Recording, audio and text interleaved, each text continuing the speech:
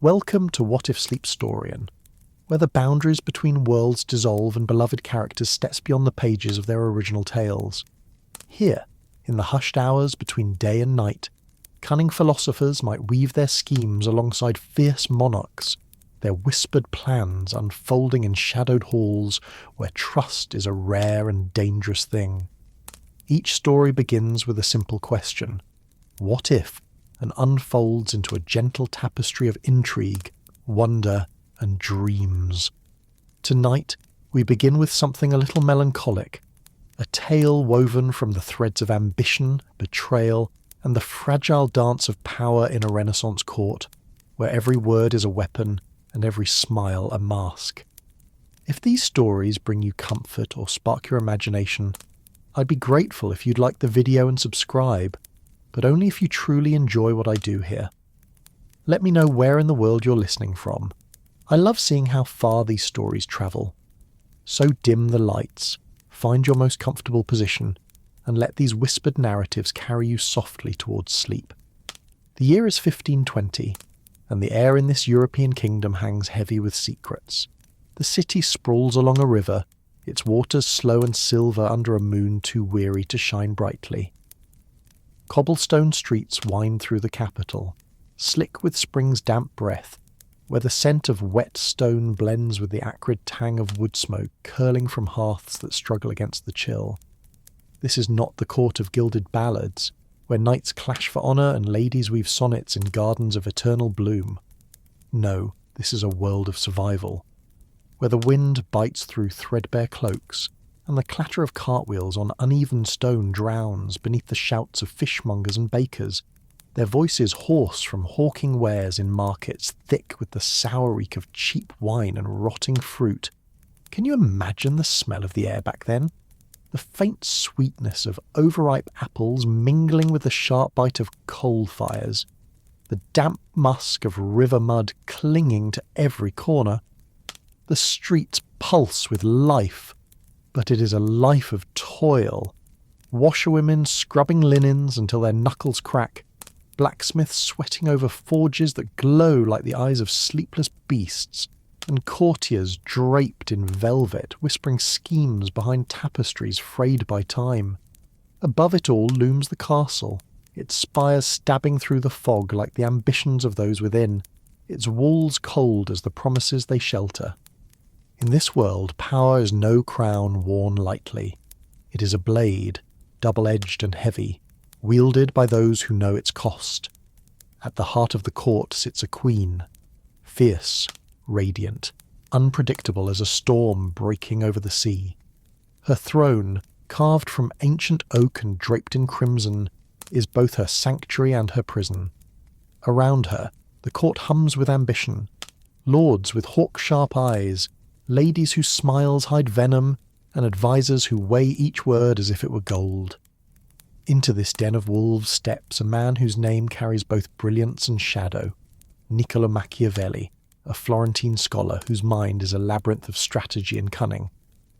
The queen summoned him in the dead of night, her letter sealed with wax the colour of blood. "Come to me, Signore Machiavelli," it read, "for my throne trembles, and I would have your counsel." He arrived under a sky bruised with clouds, his cloak dusted with the grit of a long road.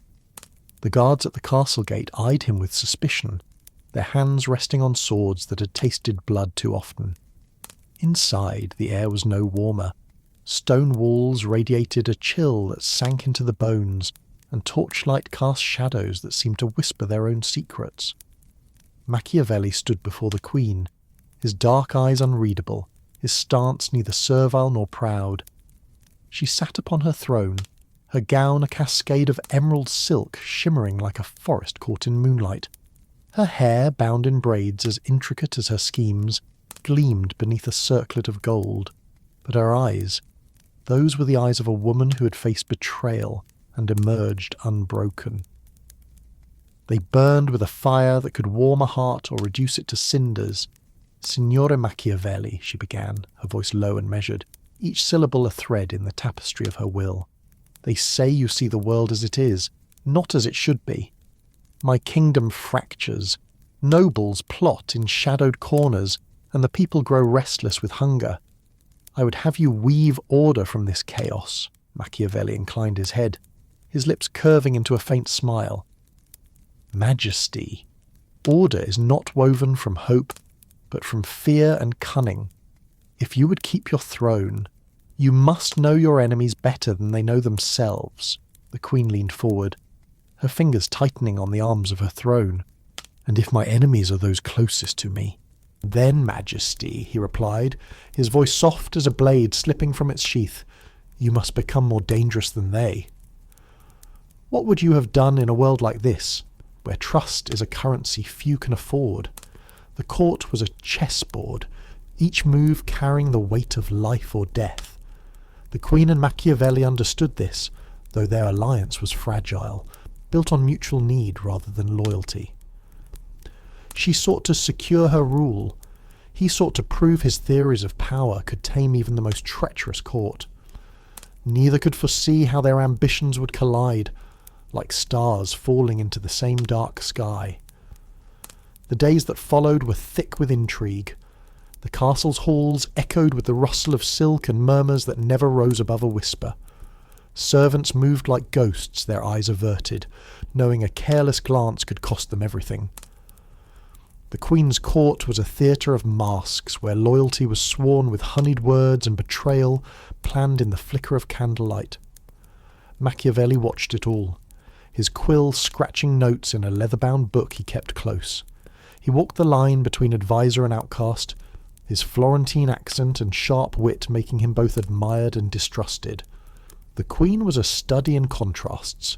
By day, she held court with a grace that silenced even the most fractious lords. Her laughter disarmed, her decrees rang with authority.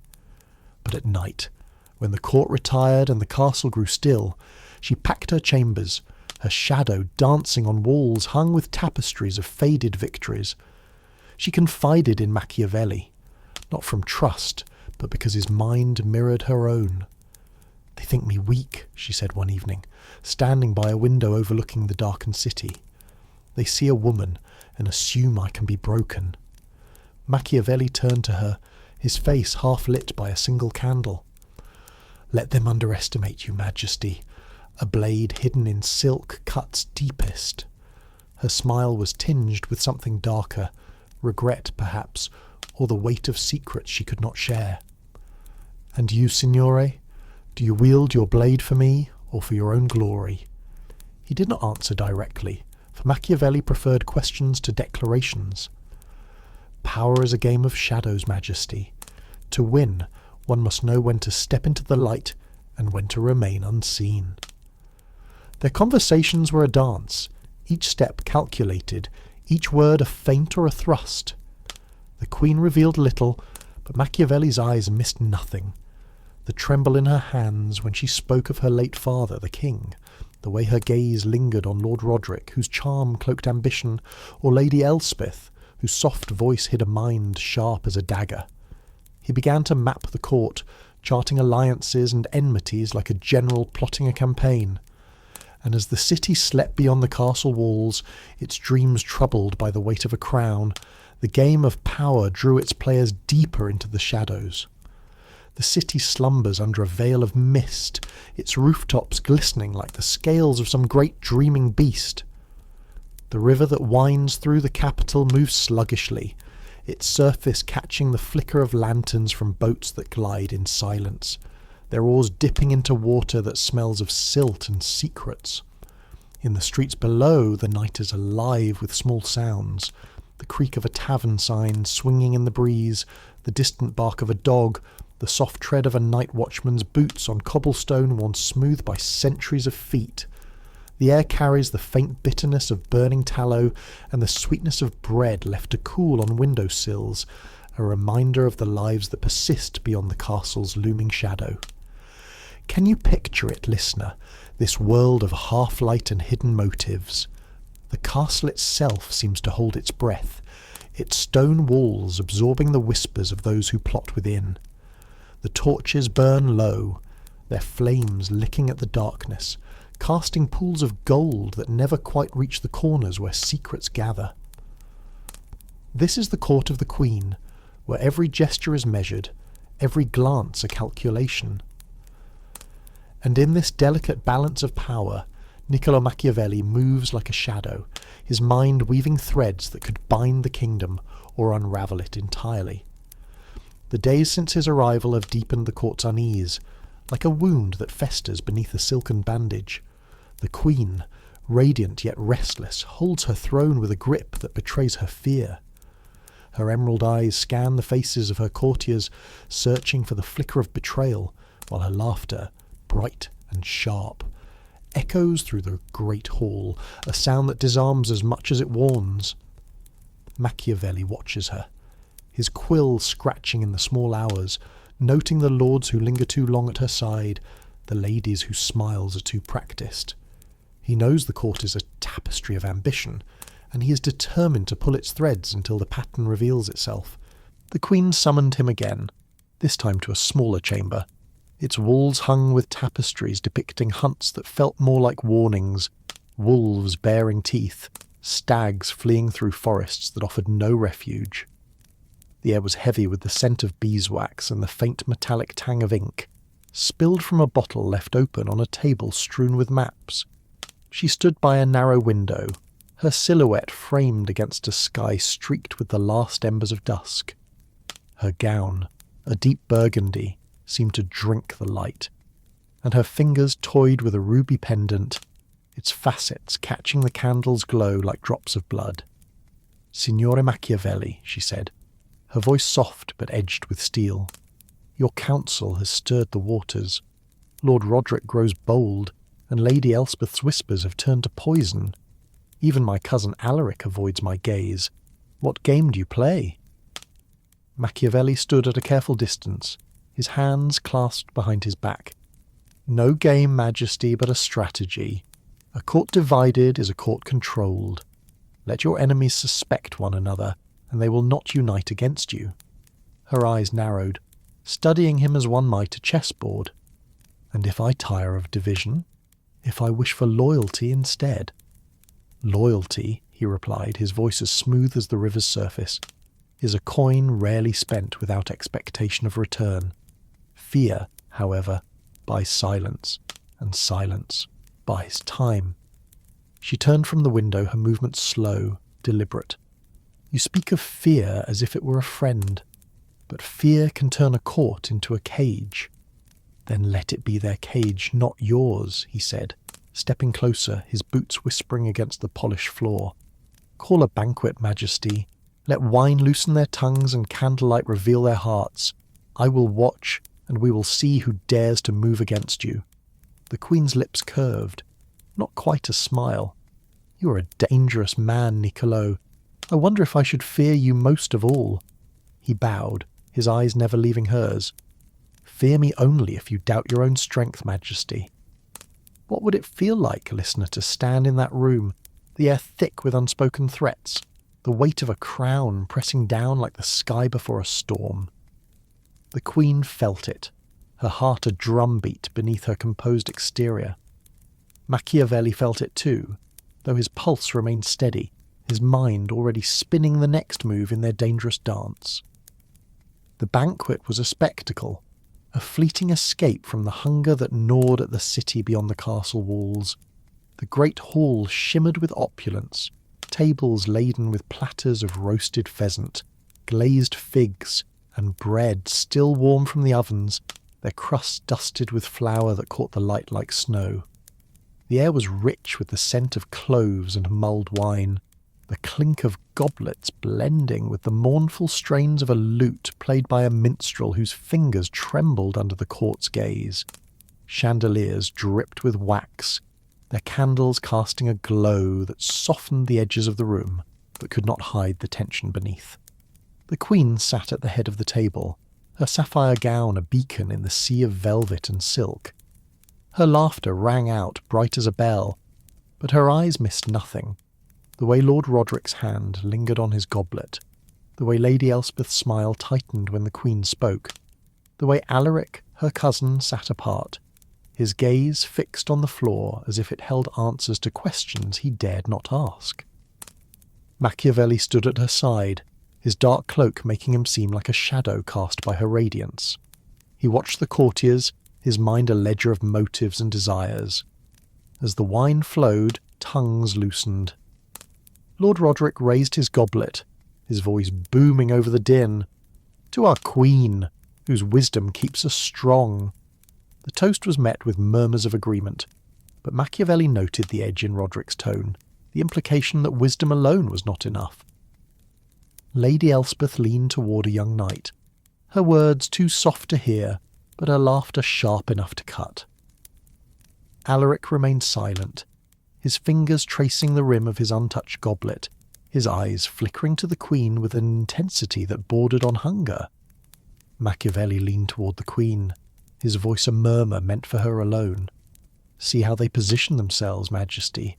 Roderick challenges with flattery, Elspeth with whispers, Alaric with silence. Each is a thread in the web that threatens your throne." Her gaze flickered to him, and for a moment her mask slipped, revealing a weariness that made her seem almost human. "And what would you have me do, Signore? Cut every thread?" "Not yet," he replied. "First we must tighten the web until they cannot move without revealing themselves." Can you imagine the weight of that moment, listener, standing in a hall where every smile hides a dagger? The queen felt it, her fingers curling around her goblet, her heart a storm trapped in a cage of bone. Machiavelli felt it too, his mind racing, mapping the paths that would lead to her victory or her ruin. The night ended, but the game did not. Machiavelli moved quietly in the days that followed, his quill as sharp as any blade. He arranged for a letter to reach Lord Roderick's hands, a forgery, penned in a hand that mimicked Lady Elspeth's, suggesting an alliance against the Queen. Roderick's face darkened as he read it, his trust in Elspeth fracturing like ice under a boot. To Alaric, Machiavelli whispered of opportunities in the provinces, planting seeds of ambition that would draw him away from the court. Divide and conquer, he knew, was a strategy as old as power itself. But the Queen was no mere observer. She summoned her council, her voice ringing with authority as she announced new levies to fund an army. The nobles protested, their voices a chorus of discontent, but she silenced them with a single gesture.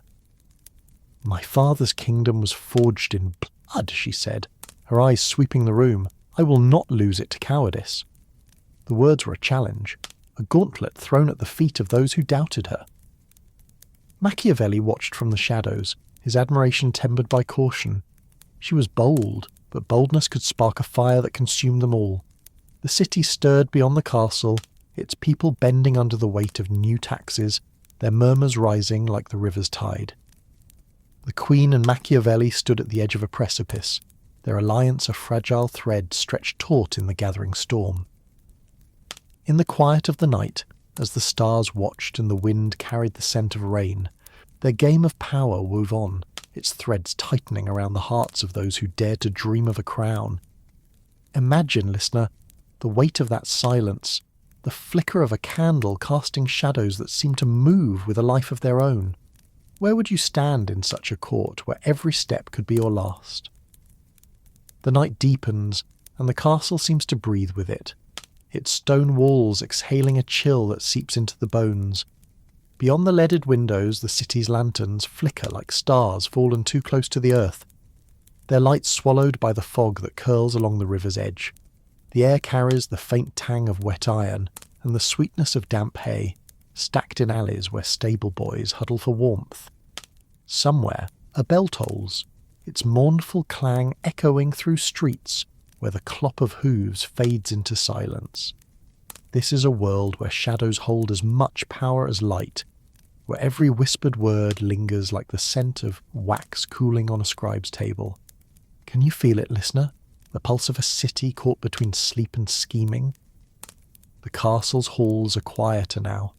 The courtiers retire to their chambers, but the air hums with the residue of their ambitions. Tapestries hang heavy with dust, their woven hunts and triumphs fade under the weight of years, and the floors creak beneath the cautious steps of those who move in secret. Niccolo Machiavelli is one such shadow, his cloak blending with the darkness as he navigates the corridors. his mind a map of motives and betrayals. The Queen, too, is awake, her silhouette a solitary flame in her chamber, where the scent of lavender and parchment clings to the air like a memory she cannot shake. Their alliance, fragile as spun glass, holds the court in a delicate balance. Machiavelli's forged letter has done its work. Lord Roderick's eyes now follow Lady Elspeth with suspicion, his laughter no longer booming but sharp like a blade drawn too quickly. Alaric, the Queen's cousin, has grown distant, his thoughts turning to the provinces where Machiavelli's whispers promise power. But the Queen herself is a riddle, her commands resolute by day, her gaze haunted by night. She senses the threads Machiavelli weaves, and though she plays her part, her trust in him is a candle burning at both ends. One evening, as the sky bruised purple, and the wind carried the distant howl of dogs, she summoned him to the castle's library, a vaulted room where books lined the walls like silent sentinels. The air was thick with the musty scent of leather bindings and the faint bitterness of ink, the kind that stains fingers and promises alike. A single candelabrum burned on a table, its flames dancing across maps and letters scattered like leaves after a storm. The Queen stood by a shelf, her fingers tracing the spine of a tome, her burgundy gown absorbing the light until she seemed part of the shadows. "Signore Machiavelli," she said, her voice low, almost lost in the crackle of the fire in the hearth. "Your web tightens, but I wonder if it traps us both. Roderick accuses Elspeth, Elspeth accuses him, and Alaric dreams of lands he cannot hold. Yet the court grows restless, and the people whisper of rebellion. Have I traded one danger for another?" Machiavelli stepped closer, his boots soft on the woven rug, his eyes catching the candlelight like polished stone. "Majesty, danger is the currency of power. You cannot rule without it, but you can turn it to your advantage. Let the court tear itself apart, and you will emerge as the only constant." Her hand stilled on the book, her gaze sharp. "And what of you, Niccolo? Are you my constant, or another danger I must weigh?" He smiled, a flicker of warmth in the cold precision of his face. "I am your mirror, Majesty. I reflect what you wish to see, but I do not choose your path." She turned to face him fully, her eyes searching for him as if they could peel back the layers of his intent. "Then reflect this truth. My father's death was no accident. There are those who believe I played a part in it, and their whispers grow louder. What does your strategy say to that?" The air seemed to thicken, the fire's crackle a counterpoint to the silence that followed. Machiavelli's mind raced, piecing together the fragments of her words. The late king's death had been a shadow over the court, a wound that bled suspicion. If the Queen was implicated, even by rumour, her throne rested on sand. Yet her confession, if it was that, held a challenge. "Trust me with this, or betray me." "Majesty," he said, his voice steady as a blade. "Rumours are weapons, but they can be turned against those who wield them. Let me find the source of these whispers, and we will silence them, by truth or by cunning." Her laughter was soft, almost brittle, like glass on the verge of breaking. "You make it sound so simple, signore. But in this court, the truth is a guest who rarely stays. What would you do, listener, standing in that library, the air heavy with secrets and the firelight casting shadows that seemed to listen?" The Queen's words hung between them, a thread that could bind or strangle. Machiavelli felt the weight of her gaze, and for the first time he wondered if her strength was a mask for a deeper wound. The days that followed were a delicate dance. Machiavelli moved through the court with the precision of a chess master, his eyes and ears attuned to every whisper. He learned of a servant who had seen too much the night the king died, a girl with trembling hands who now avoided the Queen's chambers. He learned of a letter hidden in Lady Elspeth's quarters, hinting at a plot that predated the Queen's reign. And he learned of Alaric's late-night meetings with a foreign envoy, their voices hushed but their purpose clear. Power, always power. Machiavelli shared only fragments with the Queen, testing her reactions, measuring her trust. She, in turn, grew bolder, issuing decrees that tightened her grip on the nobles, land taxes, curfews, inspections of their estates. The court bristled, but none dared to openly defy her. Yet the city beyond the castle stirred, its people weary of hunger and heavy taxes, their murmurs rising like smoke from a fire not yet seen. One night, as rain lashed the castle walls and the air smelled of whetstone and ozone, Machiavelli found the queen in the chapel, a place she rarely visited. The air was cool, scented with frankincense and wax, the stained glass windows dark but for the flicker of votive candles. She knelt before the altar, her head bowed, her hands clasped not in prayer but in tension. "Majesty," he said softly, his voice barely disturbing the silence. "The court watches you, but the city grows restless. We must act swiftly." She rose, her gown rustling like leaves, her eyes glinting with something fierce. "Then act, Niccolo. Find the truth of my father's death, and let it be a weapon in my hand, not theirs." He nodded, but as he turned to leave, her voice stopped him. "And Niccolo, beware the cost of truth. It may cut deeper than you expect." The rain fell harder, its rhythm a drumbeat against the chapel's roof, and the game of power wove on, its players bound by ambition and haunted by secrets. Imagine, listener, the chill of that moment, the scent of incense lingering like a promise unkept. Where would you turn in a court where truth is as dangerous as a lie? The rain has softened to a murmur, draping the city in a veil of mist that blurs the edges of the world. Lanterns glow faintly along the river's bend, their light swallowed by the fog, leaving only the scent of damp wood and the distant tang of iron from forges that never sleep. The streets are quiet now, save for the occasional clatter of a cart or the muffled cough of a watchman pacing his lonely circuit. The air carries the faint sweetness of bruised herbs, trampled underfoot in the market, and the sour bite of ale spilled in tavern alleys. Above it all, the castle stands like a sentinel, its spires piercing the haze, its walls holding secrets as old as the stones themselves. Can you feel it, listener? The weight of a city poised on the edge of unrest. The castle's corridors are colder tonight, the torchlight dimmer, as if the flames themselves hesitate to reveal what moves in the shadows. The tapestries, heavy with the dust of forgotten reigns, seem to whisper of betrayals past, their threads fraying like the trust that binds this court. Niccolo Machiavelli treads these halls with a predator's grace, his cloak a whisper against the stone, his eyes catching every flicker of intent. The queen, too, is sleepless, her chambers a fortress of solitude where the air smells of lavender and wax, and the fire's glow cannot warm the chill in her heart. Their alliance, a delicate thread stretched taut, binds them to a shared purpose, yet each step they take risks snapping it. Machiavelli's schemes have set the court alight with suspicion. Lord Roderick's distrust of Lady Elspeth grows like a weed, choking their once easy alliance, while Alaric, the Queen's cousin, lingers on the edges, his ambitions stirred by promises of power in distant lands. But the Queen's revelation in the chapel, that her father's death was no accident, has cast a new shadow over their game. Her words linger in Machiavelli's mind, a puzzle he cannot yet solve. Was she confessing, deflecting, or testing him? The truth, he knows, is a blade that cuts both ways. He began his hunt for answers in the quiet hours, when the castle slept and the only sounds were the drip of rain and the scratch of his quill. The servant girl, Anna, was his first thread, a pale, trembling figure who had seen something the night the king died. She worked in the kitchens now, her hands raw from scrubbing pots, her eyes darting like a deer's whenever the Queen's name was spoken. Machiavelli found her in the scullery, the air thick with the steam of boiling broth and the sharp scent of onions. Her apron was stained, her fingers pruning from hours in water, and her breath hitched when he approached.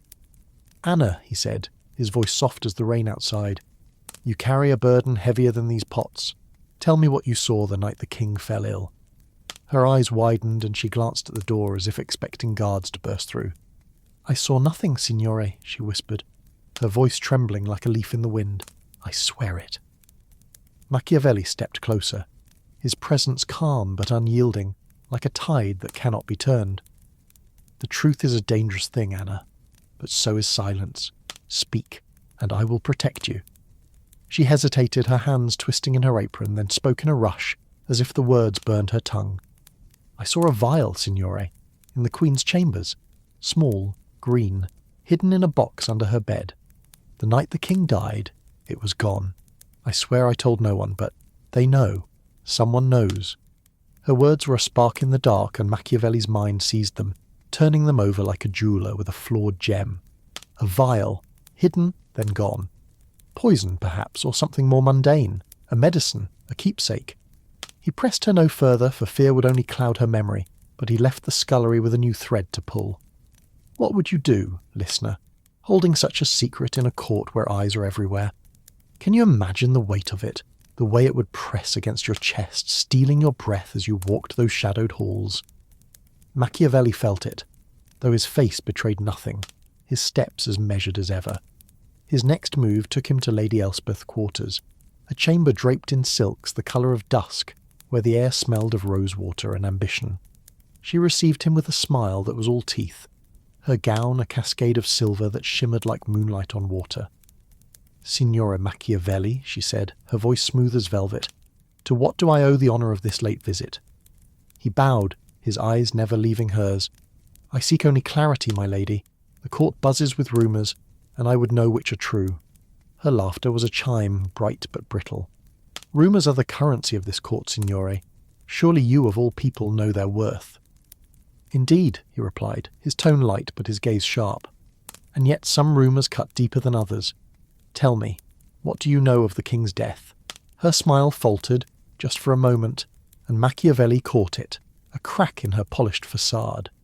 "The king was old," she said, her fingers brushing a pearl comb on her table. His heart failed. "What more is there to know?" "Perhaps nothing," he said, stepping closer, his voice dropping to a murmur. "Or perhaps everything. A vial, my lady, green and small. Does it sound familiar?" Her hand froze, and for a heartbeat the room was silent save for the crackle of the fire. "You tread dangerous ground, signore," she said at last, her voice low. "Accusations are not games for scholars." "I make no accusations," he replied, his smile as sharp as a blade. "I only ask questions." He left her chamber with more questions than answers, but the seed was planted. Lady Elspeth's composure had cracked, and Machiavelli knew that cracks, however small, could bring down empires. The Queen, meanwhile, grew bolder, her decrees sharper, her presence in the court a flame that both warmed and burned. She summoned her council to the great hall, where the air was thick with the scent of polished wood and wax, and the chandeliers cast a golden glow over faces tight with unease. "The kingdom will not bend to whispers," she declared, her voice ringing like a bell. "Those who plot against me will find their schemes turned to ash." The nobles murmured their assent, but their eyes told a different story.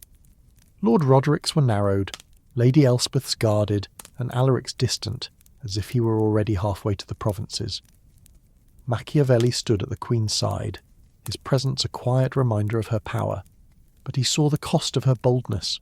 The city beyond the castle was stirring, its people crushed by taxes, their hunger a spark that could ignite rebellion.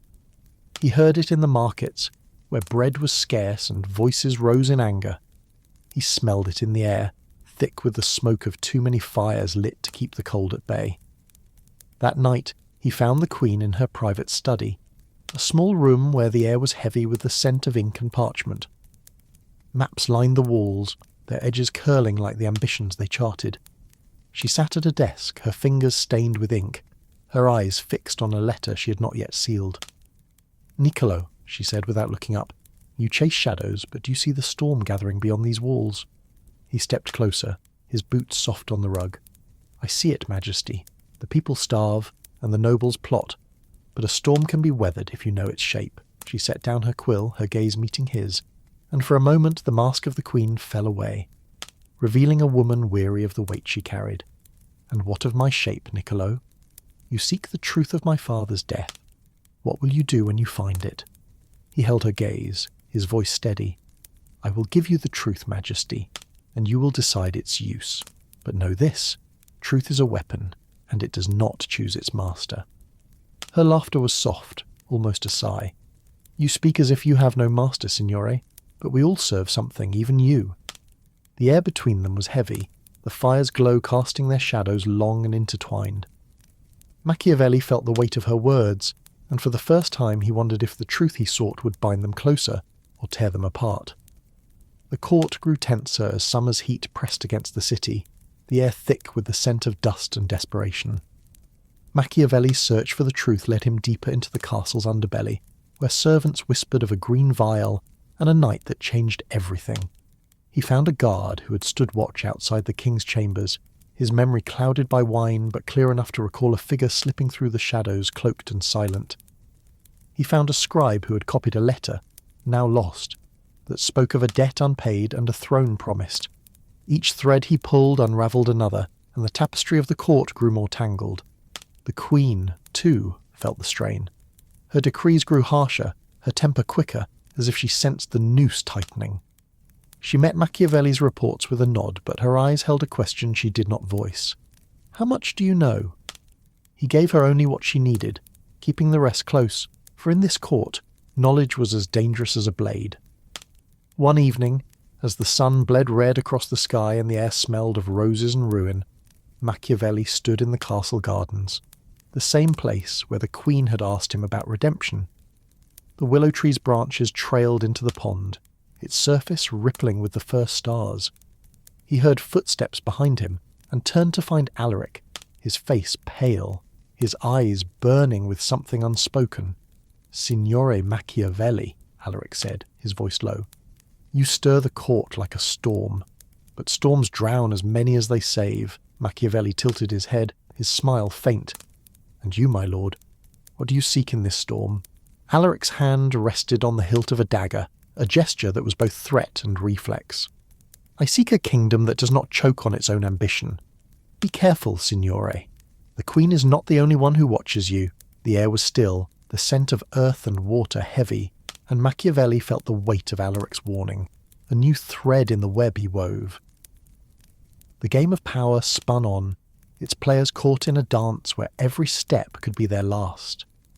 Imagine, listener, standing in that garden, the night pressing close, the stars silent witnesses to a truth that could break a kingdom.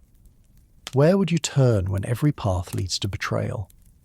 The night breathes softly now, its rain-soaked edges giving way to a stillness that cloaks the city like a velvet shroud. The river mirrors the stars, its surface unbroken save for the occasional ripple from a fish or a secret tossed into its depths. The air carries the faint musk of wet earth and the sharp bite of pine from carts hauling timber through the capital's gates. In the narrow streets, shutters creak shut, sealing in the glow of hearths where bread crusts and thin broth are shared with weary hands. The castle looms above, its towers dark against the sky, their stones whispering of power won and lost in halls where candles burn low and shadows dance with intent. Picture yourself, listener, standing at the edge of this world, where every sound carries a hint of conspiracy. The castle's corridors are hushed, the air heavy with the scent of wax and old secrets, the kind that cling to tapestries like dust. The court is a chessboard, its pieces poised in a delicate stalemate, and Niccolo Machiavelli moves among them, his mind a loom weaving threads of truth and deception. The queen, radiant yet haunted, holds her throne with a grip that betrays her fear, her emerald eyes scanning faces for the betrayal she knows is near. Their alliance, a fragile bridge over a chasm of ambition, trembles under the weight of what Machiavelli has uncovered. A green vial, a missing letter, a guard's fleeting memory of a cloaked figure in the night. The truth of the late king's death is a spectre that haunts the court, its shadow lengthening with each step Machiavelli takes. The servant girl Anna's words linger in his mind, her trembling voice painting a picture of a vial hidden in the queen's chambers, gone the night the king died. Lady Elspeth's faltering smile and Alaric's veiled warning in the garden have only deepened the riddle. Was the queen a victim of circumstance, or its architect?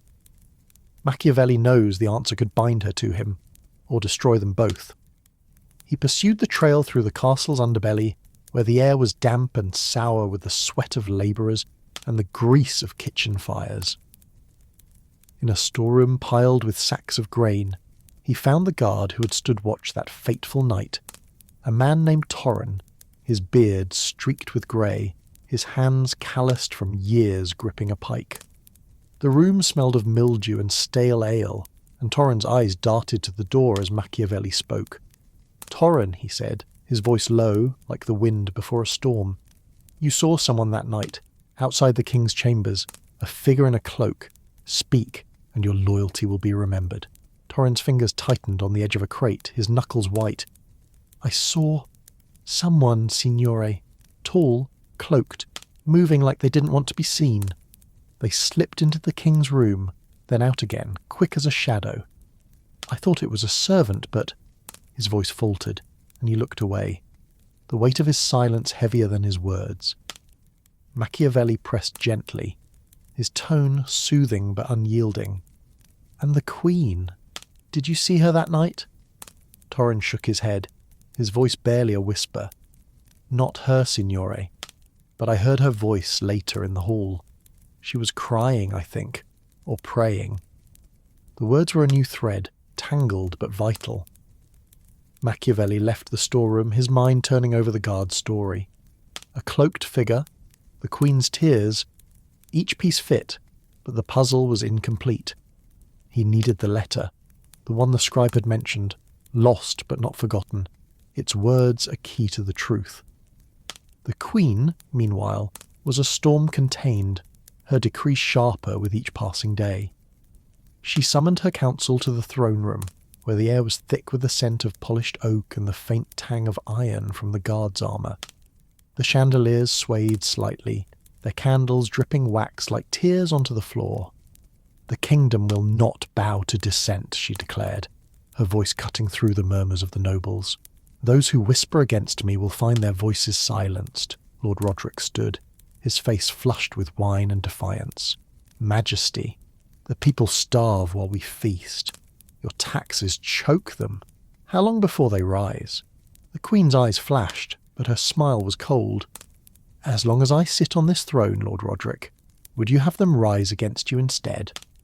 The room fell silent, the nobles' faces a gallery of masks, Lady Elspeth's composed, Alaric's unreadable, the others a mix of fear and calculation.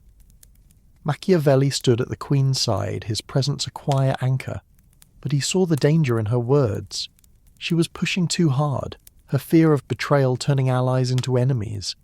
The city's unrest was growing, its markets buzzing with anger, the air heavy with the smoke of makeshift fires lit by those with no wood to spare. That night, he found her in the castle's archive, a labyrinth of shelves where scrolls and ledgers gathered dust like forgotten promises. The air was dry, scented with parchment and leather, and a single lantern cast shadows that seemed to shift with every breath. The Queen stood over a table, her fingers tracing the lines of a map, her gown a deep crimson that drank the light. "Niccolo," she said, her voice soft but heavy, "you chase ghosts, but the living are my concern. The city stirs and my court fractures. What have you found?" Machiavelli stepped closer, his boots whispering on the stone floor. "A guard saw a cloaked figure the night your father died, Majesty. Not you, but someone who moved with purpose, and there is talk of a letter, lost but not destroyed, that speaks of a debt and a throne." Her hand stilled on the map, her eyes meeting his, and for a moment the air was thick with unspoken truths. "A letter," she said, her voice barely above a whisper. "And if you find it, what then? Will you judge me, signore?" "I do not judge, Majesty," he replied, his tone steady. "I serve the truth, and the truth serves you, unless you fear it." Her laughter was sharp, like glass breaking in the dark. "You think I'm afraid? I fear only what I cannot control." "Then let me control this," he said, his voice a quiet blade. "Give me leave to search Lady Elspeth's chambers again. If the letter exists, it may lie there." She nodded, but her eyes held a warning. "Be swift, Niccolo. The storm is closer than you think." Machiavelli's search led him to Lady Elspeth's quarters at dawn, when the castle was still and the air carried the faint scent of dew and roses from the gardens below. Her chamber was a study in elegance. Silks draped over chairs, a silver mirror reflecting the first light, the air sweet with lavender and ambition. He searched with care, his fingers brushing velvet cushions, lifting the lids of jewelled boxes until he found it, a folded parchment hidden beneath a false panel in a writing desk. The ink was faded, but the words were clear. The debt is paid when the crown is secured. Meet me at the hour of the wolf. The letter bore no signature, but its weight was undeniable. It was a promise, a plot, a blade aimed at the heart of the kingdom. Machiavelli tucked it into his cloak, his mind racing. Was Elspeth the cloaked figure? Or was she a pawn in a larger game? And the queen? Did she know of this debt, this promise? He returned to the queen at midday, finding her in the garden where Alaric had confronted him. The air was warm now, heavy with the scent of earth and blooming jasmine, the pond rippling under a breeze that carried the city's distant clamour. She stood beneath the willow, her gown a deep green that blended with the leaves, her eyes searching his face. "You found it," she said, not a question. He nodded, producing the letter. "It speaks of a debt and a crown, Majesty, but it does not name you." Her fingers trembled as she took it, her eyes scanning the words. For a moment she was not a queen, but a woman, caught in a web she had not woven. "This is Elspeth's hand," she said, her voice low. But she did not act alone. Machiavelli watched her, his mind a storm of possibilities. "Then we must draw them out, Majesty, set a trap, and let the guilty reveal themselves." She looked at him, her eyes burning with a fire that could consume them both. "And if the trap catches me, Niccolo?" "Then we will face it together," he said, his voice a promise he was not sure he could keep. The garden was silent save for the rustle of leaves, the air thick with the weight of what was to come. Imagine, listener, standing beneath that willow, the scent of jasmine wrapping around you like a dream. What would you risk for a truth that could shatter a kingdom? The game of power wove on, its threads tightening, its players dancing on the edge of a blade. The city exhales into the dusk, its breath a mist that curls through streets where lanterns flicker like the last thoughts of a fading day. The river moves sluggishly, its surface a mirror for the clouds that drift above, heavy with the promise of rain. The air is thick with the scent of damp straw, and the faint sour tang of wine spilled in tavern doorways, where voices rise and fall in weary cadence. Cobblestones gleam under the touch of evening dew, their uneven edges worn smooth by the tread of merchants, beggars and dreamers who chase the fleeting warmth of hearths that burn too low to banish the chill. The castle looms over it all, its spires dark against the sky, their tips catching the last light like blades poised to strike. Close your eyes, listener, and let this world wrap around you, its whispers soft as a lullaby. Can you hear the distant clink of a blacksmith's hammer, the murmur of a prayer from a chapel window? The castle's halls are quieter now, the courtiers tucked into their chambers, but the air hums with the weight of their schemes. Tapestries sag under the dust of centuries, their woven kings and queens staring down with eyes that see too much. The scent of wax and iron lingers, a reminder of the blades sharpened in secret and the candles burned to stumps in pursuit of power. Niccolo Machiavelli moves through this world like a shadow cast by a flame, his steps silent, his mind a labyrinth where every turn leads to a new possibility. The queen, too, is sleepless. Her chambers a fortress of solitude, where the air is heavy with the scent of roses and ink. Her crimson gown pools around her like blood, her fingers tracing the edges of the letter Machiavelli found, the one penned in Lady Elspeth's hand, speaking of a debt and a crown.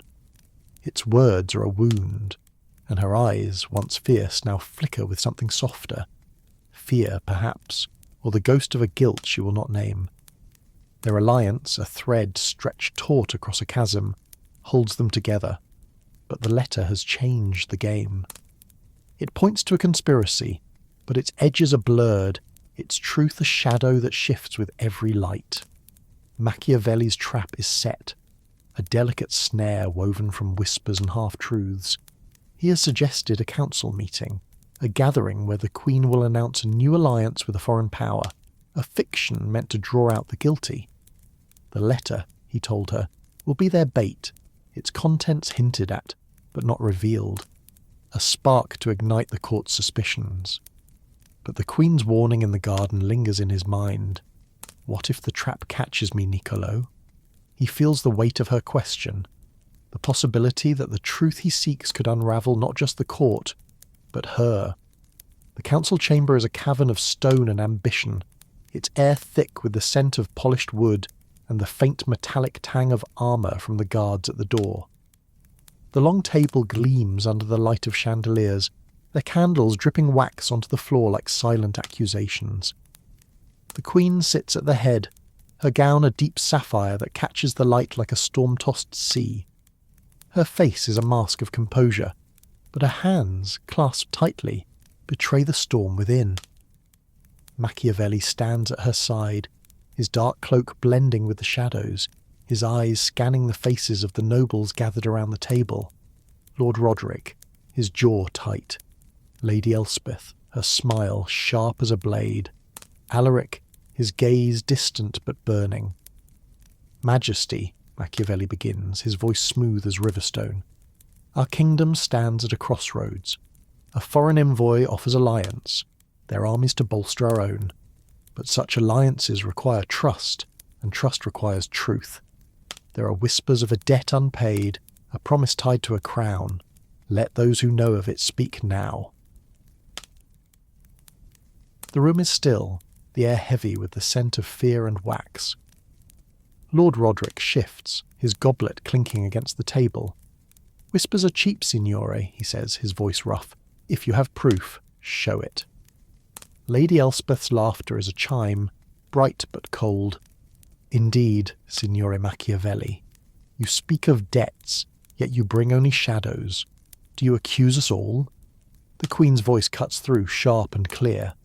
I accuse no one, yet, but I will have the truth, whatever its cost. Alaric's eyes flicker to her, and for a moment his mask slips, revealing a hunger that chills Machiavelli's blood. The truth, Majesty, Alaric says, his voice low, is a dangerous guest. It may not leave as easily as it enters. Machiavelli watches them all, his mind a ledger of glances and silences. The trap is sprung, but the prey has not yet shown itself. He leans toward the Queen, his voice a murmur meant for her alone. They circle, Majesty, but they do not strike. We must tighten the snare. She nods, her eyes never leaving the nobles. Then do it, Niccolo, but know that every step we take draws us closer to the edge. What choice would you make, listener, in a room where every word is a weapon? Would you trust the silence or fear it? The Queen felt the weight of their gazes, her heart a drum beat in the quiet, and Machiavelli felt it too, his mind racing to map the paths that would lead to truth, or ruin. The days that followed were a dance of shadows. Machiavelli moved through the court with a predator's precision, his quill scratching notes in the small hours. He sought the scribe who had spoken of the lost letter, finding him in a cramped chamber where the air smelled of ink and fear. The scribe, an old man named Elias, trembled as he spoke, his hands stained with the work of a lifetime. The letter was burned, signore, he said, his voice a whisper, but I copied it first for my own records. It spoke of a debt to a foreign lord, a promise made before the king's death. Machiavelli's eyes narrowed. And where is this copy? Elias hesitated, his fingers twisting a quill until it snapped. Hidden, signore, in the chapel, beneath the altar stone. I feared for my life. Machiavelli left him with a nod, his mind alight with possibilities. The chapel, where the Queen had knelt in a moment of vulnerability, held another secret. He went at midnight, when the castle was still, the air heavy with the scent of frankincense and wax. The altar stone was cold under his fingers, its edges worn smooth by centuries of prayers. Beneath it, wrapped in cloth, was a parchment, its ink faded but legible. The debt is paid when the crown is secured. "Meet me at the hour of the wolf." The same words as the letter in Elspeth's chamber, but this one bore a seal, a foreign crest, one Machiavelli recognised from his days in Florence. The discovery was a spark, but it raised more questions.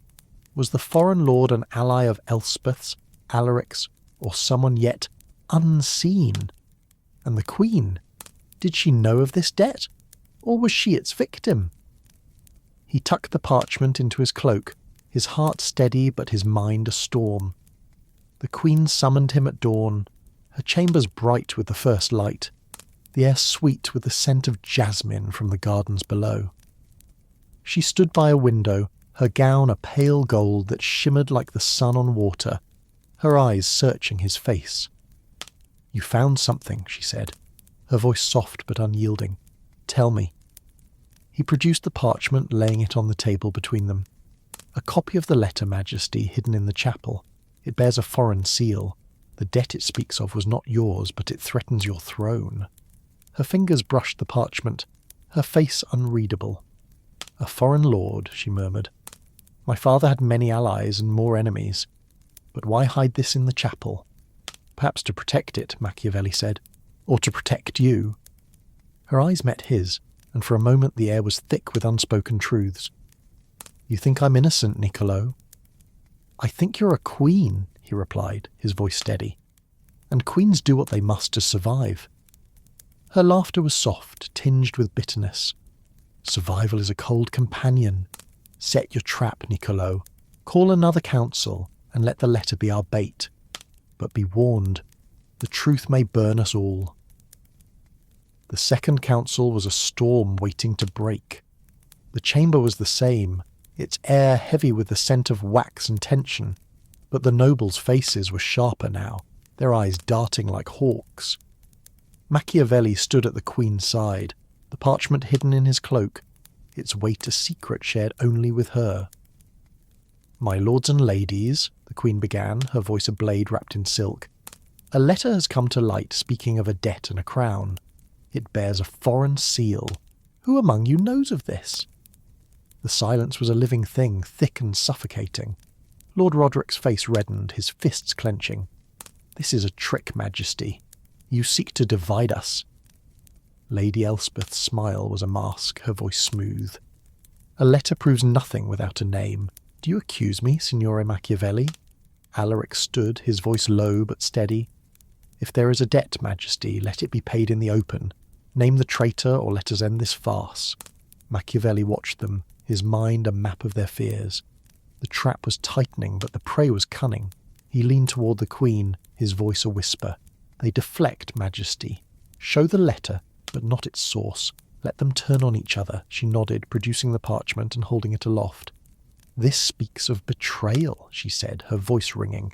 "Who among you will claim it?" The room erupted, voices rising like a tide, accusations flying like arrows. Roderick pointed at Elspeth, Elspeth at Alaric, and Alaric at the shadows beyond the table. Machiavelli watched, his heart steady, but a new fear stirred within him. The Queen's eyes, burning with a fire that could consume them all, held a secret he could not yet name. The city beyond the castle stirred too, its people gathering in the squares, their voices rising against the taxes that crushed them. The air was thick with the smoke of their fires, the scent of rebellion growing stronger. Machiavelli and the Queen stood at the heart of it all, their alliance a fragile shield against a storm that threatened to break. Close your eyes, listener, and imagine the weight of that moment, the air heavy with the scent of wax and betrayal. Would you hold fast to the truth, or let it slip through your fingers like the river's tide? The city holds its breath as twilight settles, its streets cloaked in a hush that feels like the pause before a storm. The river glints under the fading light, its waters carrying the faint scent of silt and the bitter tang of coal smoke from forges that glow like embers in the dusk. Cobblestones, slick with evening dew, reflect the flicker of lanterns hung above tavern doors, where the murmur of voices blends with the clink of tankards and the soft scrape of boots on worn floors. The air is heavy with the musk of damp wool and the fleeting sweetness of apples left to rot in market stalls, a reminder of the hunger that gnaws at the city's edges. The castle stands sentinel, its towers dark against a sky streaked with crimson, its walls absorbing the secrets that echo within. Drift into this world, listener, where the night weaves stories of its own. Can you sense the tension in the air, like a thread pulled too tight? The castle's halls are silent now, save for the faint crackle of torches and the whisper of silk against stone. Tapestries hang heavy, their faded kings and queens watching with eyes that seem to follow every step. The scent of wax and old parchment lingers, a ghost of promises made and broken. Niccolo Machiavelli moves through these shadows, his cloak a murmur against the cold, his mind a map of betrayals drawn in ink and suspicion. The queen, radiant yet fraying, holds her throne with a grip that betrays her fear, her eyes searching for enemies in every flicker of light. Their alliance, a delicate dance on a knife's edge, trembles under the weight of the letter Machiavelli found, the one bearing a foreign seal, speaking of a debt and a crown. The council meeting, where the queen held the parchment aloft, has set the court ablaze with accusations, each noble pointing to another, their voices a cacophony of fear and defiance. Lord Roderick's bluster masks a growing desperation. Lady Elspeth's smiles hide a venom that stings even her allies, and Alaric, the Queen's cousin, watches from the edges, his silence louder than any protest. The city beyond the castle stirs, its people crushed by taxes, their anger rising like smoke from fires lit to fend off the chill. Machiavelli knows the trap he set has worked too well. The court is fracturing, but the truth remains elusive, a shadow that slips through his fingers. The Queen summoned him at midnight, her message urgent, delivered by a servant whose hands trembled as he handed Machiavelli the sealed note. The air in her private chamber was thick with the scent of beeswax and lavender. The fire-casting shadows that danced across walls hung, with maps of a kingdom teetering on the brink. She stood by a table, her gown a deep emerald that shimmered like a forest at twilight, her fingers clutching the letter with the foreign seal. Her eyes, usually fierce, were clouded with something new. Doubt, perhaps, or the weight of a truth she could no longer outrun. "Niccolo," she said, her voice low, almost lost in the fire's crackle. "Your trap has stirred the hornet's nest. The court is at war with itself, and the city grows bolder. I hear their voices in the streets, cursing my name. What have you wrought?" Machiavelli stood at a careful distance, his hands clasped behind his back. "I have given you their true faces, Majesty. Roderick's loyalty is a mask, Elspeth's words a poison, and Alaric dreams of your throne. The letter points to a foreign hand, but it does not name you. Let them accuse each other, and the guilty will reveal themselves." Her laughter was sharp, like a bell struck too hard. "And if the guilty is me, Niccolo, what then? Will you write of a queen who poisoned her father to claim a crown?"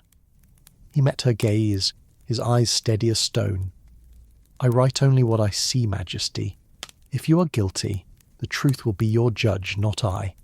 But I do not believe you struck the blow." Her hand tightened on the letter, crumpling its edge. "Belief is a luxury I cannot afford. The letter speaks of a debt, but I owed my father nothing. He was a king who loved his power more than his daughter. Yet someone paid a price for this crown, and I must know who." Machiavelli stepped closer, his voice soft but unyielding. "Then let us find them, Majesty. I have another thread." A name whispered in the shadows. "The foreign lord whose seal marks this letter is Count Varenne, a man known in Florence for his ambition.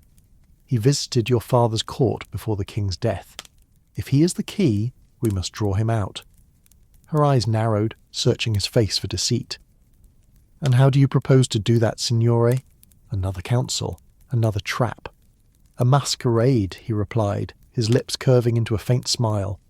"A grand ball, where masks hide faces but reveal hearts.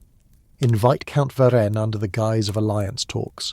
Let the court drink and dance, and we will watch who moves toward him." The Queen's gaze softened, a flicker of admiration in her eyes. You play a dangerous game, Niccolo, but so do I. Plan your masquerade and let us see who dares to dance with the devil. Drift into this moment, listener, where the air is heavy with the scent of secrets and the promise of a night that could change everything. Would you don a mask in such a court, or would you fear what it might reveal? The Queen felt the weight of her crown, its gold heavier than ever, and Machiavelli felt it too, his mind spinning a web that could catch them all. The preparations for the masquerade consumed the court, a distraction from the unrest that simmered beyond the castle walls. Servants bustled through the halls, their arms laden with bolts of silk and trays of polished silver, the air alive with the scent of fresh paint and roses cut from the gardens. The great hall was transformed, its chandeliers draped with velvet, its floors gleaming under the touch of wax and broom. The city, too, felt the ripple of the event, its people whispering of a grand ball while their stomachs growled and their fires burned low. Machiavelli oversaw it all, his presence quiet but commanding. He sent a letter to Count Varenne, sealed with the Queen's crest, inviting him to the masquerade under the pretence of strengthening ties. The words were honeyed, but the intent was sharp, a lure to draw the foreign lord into the open. Meanwhile, he watched the court, noting the nobles' reactions. Lord Roderick drank too heavily, his laughter too loud as if to drown his fear. Lady Elspeth moved with a new caution, her eyes darting to every shadow. Alaric, summoned back from the provinces, arrived with a retinue of guards, his face a mask of calm that hid a storm. The night of the masquerade arrived under a sky heavy with stars, the air warm and thick with the scent of jasmine and wine. The great hall glowed with 1,000 candles, their light reflecting off masks of gold, silver and feathers, transforming the courtiers into creatures of myth and shadow. The Queen entered last, her gown a cascade of black silk studded with pearls, her mask a delicate lattice that framed eyes that burned like embers. Machiavelli, masked in plain black, stood at her side, his presence a quiet counterpoint to her radiance. The music began, a slow waltz played by minstrels whose fingers trembled under the weight of the court's gaze. The air was rich with the scent of spiced wine and roasted meat, a feast that mocked the hunger beyond the castle walls. Machiavelli watched as Count Varenne entered, his mask a gilded lion, his cloak heavy with foreign embroidery.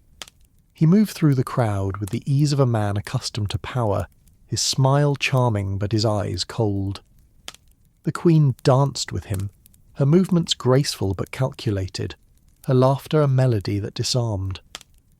Machiavelli followed their steps, his mind mapping the room, Roderick lurking near a pillar, his mask slipping as he watched Varenne, Elspeth whispering to a young lord, her eyes never leaving the Queen, Alaric standing alone, his mask a plain white that made him seem a ghost among the revellers. As the night deepened, Machiavelli slipped into the shadows, his cloak blending with the darkness. He found a balcony overlooking the hall, the air cooler here, scented with the earthiness of the gardens below. He watched as Varenne leaned close to the Queen, his voice too low to hear, but his intent clear. A moment later, Elspeth approached, her mask glinting as she murmured something to Varenne. Their exchange was brief, but Machiavelli saw the flicker of recognition, the weight of a shared secret. He returned to the Queen's side, his voice a whisper in her ear. Varenne and Elspeth know each other, Majesty. The letter's debt binds them, but to what end, I cannot yet say. Her eyes, visible through her mask, were sharp with fear and resolve. Then we must force their hand, Niccolo. Announce that the letter will be read at dawn before the court. Let them scramble to protect their secrets. He nodded, but a chill settled in his chest. The trap was closing, but the city's unrest was growing, its voices rising in the squares below. The masquerade was a glittering facade, but beneath it the kingdom was fracturing, and the truth of the king's death could be the spark that set it ablaze. The music swelled, the dancers spun, and the night wove on, its threads tightening around a court that danced on the edge of ruin. Drift into this moment, listener. where the air hums with the promise of revelation. Would you lift your mask to face the truth, or let it hide you a little longer? The Queen and Machiavelli stood at the heart of the storm, their alliance a fragile shield against a tide that could drown them both. The night lingers like a dream half remembered, its edges softened by the mist that clings to the city streets. The river flows quietly now, its surface a mirror for the stars that pierce the velvet sky, their light dimmed by the smoke rising from hearths where the last embers glow.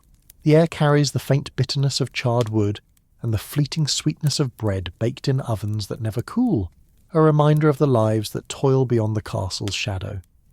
Cobblestones, slick with dew, catch the flicker of lanterns, their glow a fragile defence against the darkness that pools in alleys where whispers of rebellion stir.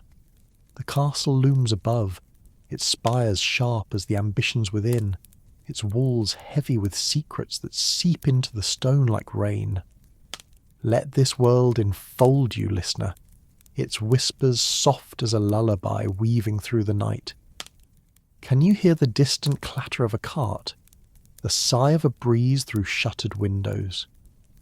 The castle's halls are still, the air thick with the scent of wax and the faint metallic tang of armour from guards who stand watch with weary eyes. Tapestries hang heavy, their woven battles faded under the weight of time, their threads holding the ghosts of promises broken. Niccolo Machiavelli moves through these shadows, his cloak a murmur against the cold stone, his mind a tapestry of strategy and suspicion. The Queen, radiant yet unravelling, clings to her throne with a grip that betrays her fear, her eyes scanning the darkness for the betrayal she knows is near. Their alliance, a fragile flame in a storm, flickers under the weight of the letter with the foreign seal, its words of a debt and a crown, a spark that has set the court ablaze. The masquerade, with its glittering masks and hidden truths, has left the nobles reeling, their alliances fractured by the Queen's announcement that the letter will be read at dawn. Lord Roderick's bluster has turned to rage. Lady Elspeth smiles to daggers, and Alaric, the Queen's cousin, watches with a silence that cuts deeper than any word. Count Varenne, the foreign lord whose seal marks the letter, has vanished into the night, his gilded lion mask left behind like a taunt. The city beyond the castle walls churns, its people's anger rising like the smoke that stains the air, their voices a chorus of hunger and defiance. The Queen summoned Machiavelli before the first light, her message delivered by a page whose hands shook as he handed over the sealed note. The air in her private chamber was heavy with the scent of rosemary and ink, the fire-casting shadows that danced across walls lined with maps and books. She stood by a window, her gown a deep indigo that drank the dawn's pale light, her fingers twisting a sapphire ring that gleamed like a frozen tear. Her eyes, once fierce, were shadowed with exhaustion, as if the weight of the crown had pressed the life from her. "Niccolo," she said, her voice soft but sharp like a blade wrapped in silk. "Your masquerade has broken the court, but not the truth. Varenne is gone, and the nobles tear at each other like wolves. The city cries for blood, and I cannot silence them. What have you found?" Machiavelli stood at a careful distance, his hands clasped behind his back, his face unreadable. "The letter binds Varenne to Elspeth, Majesty, but the debt it speaks of reaches beyond them. I have traced the seal to a house in Florence, a family with ties to your father's court. They sought influence, perhaps a throne, but the letter does not name you." Her eyes flashed, a spark of anger breaking through her weariness. "And yet the court believes I killed him, Niccolo, my father, the king, whose love was colder than this stone. They whisper I poisoned him to claim the crown. Will you have me read this letter at dawn and let them judge me?" He stepped closer, his voice low, steady as the river's flow. "Let them judge shadows, Majesty. The letter is our weapon, not theirs. Announce its reading, but hold it back. Let the guilty panic, and they will betray themselves. Varenne's flight is proof. His fear is a crack in their armour." Her laughter was brittle, like ice under a boot. "You speak of cracks, signore. But my throne is fracturing. The people starve and the nobles plot. If I do not act, the city will burn." "Then let us act," he replied, his eyes meeting hers. "Call the council at dawn as planned. Show them the letter, but name no names. Let their fear do the rest." She turned from the window, her gown rustling like leaves in a storm.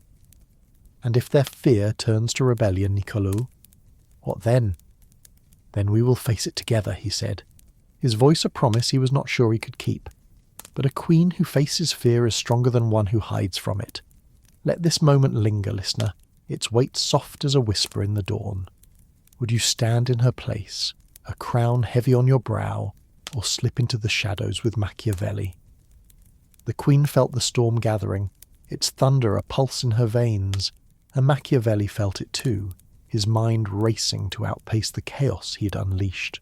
The dawn council was a battlefield of words, the chamber heavy with the scent of wax and fear.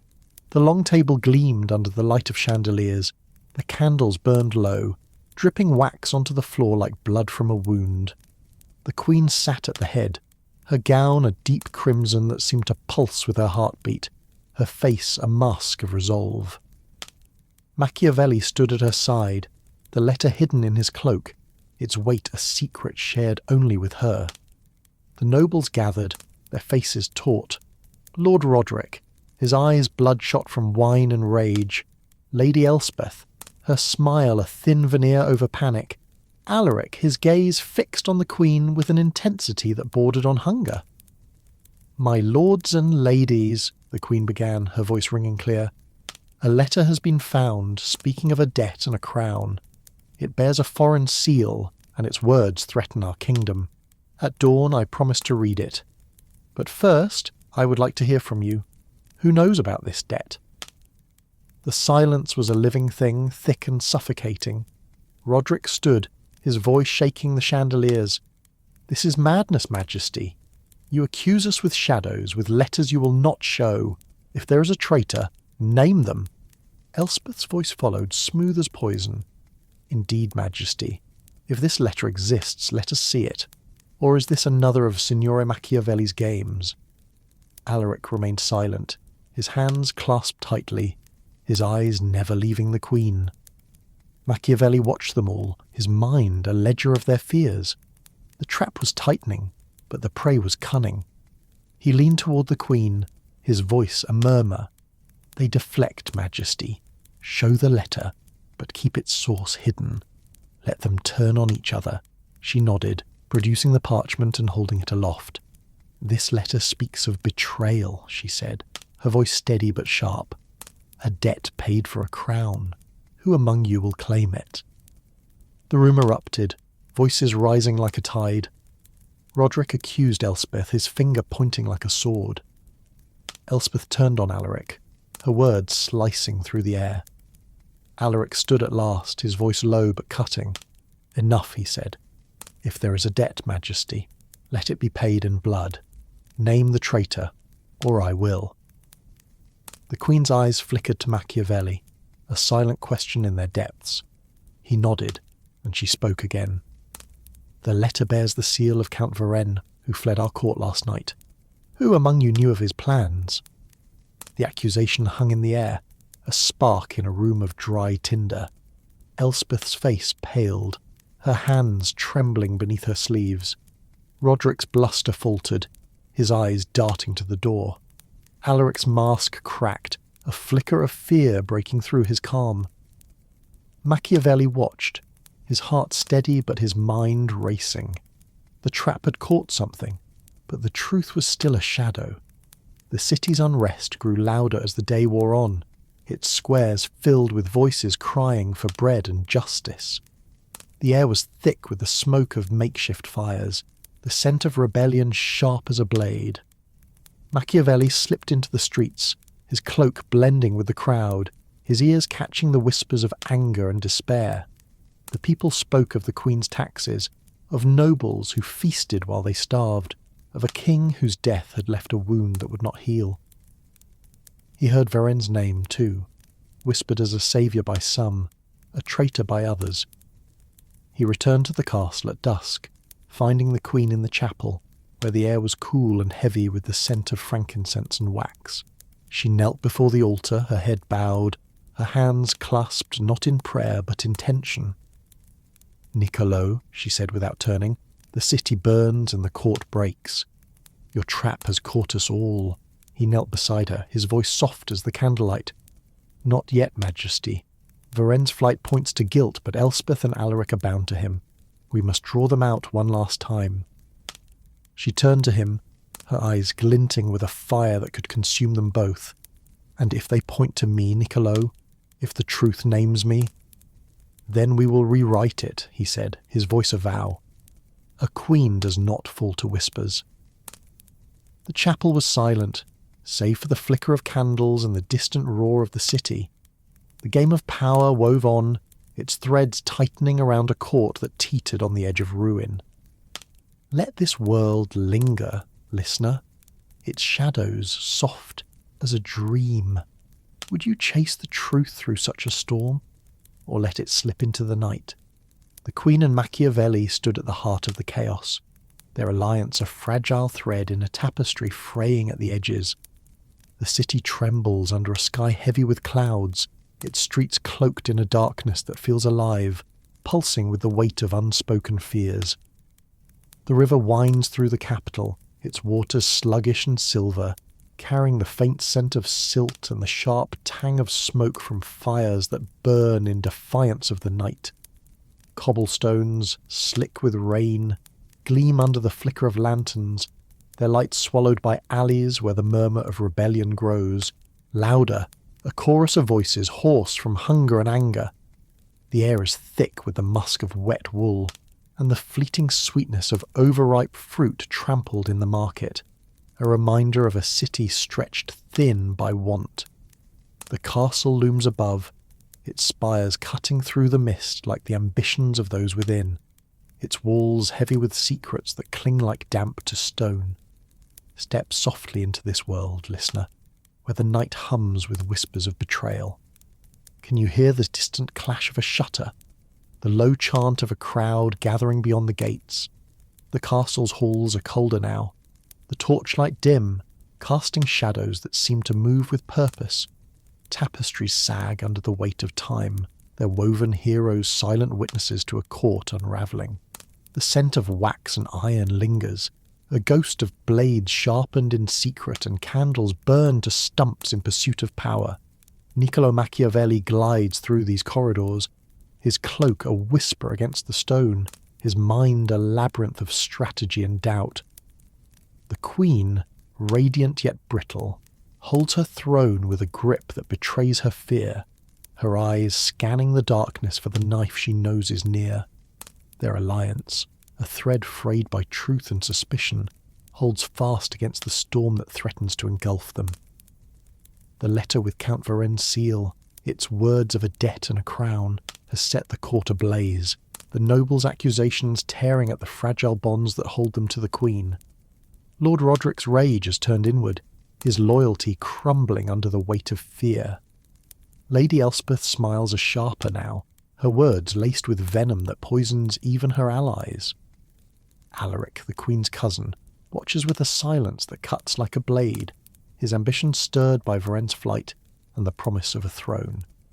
The city beyond the castle walls is no longer a murmur but a roar, its people gathering in squares, their fires casting a glow that rivals the stars. The truth of the late king's death, a green vial, a cloaked figure, a debt unpaid, hangs over them all.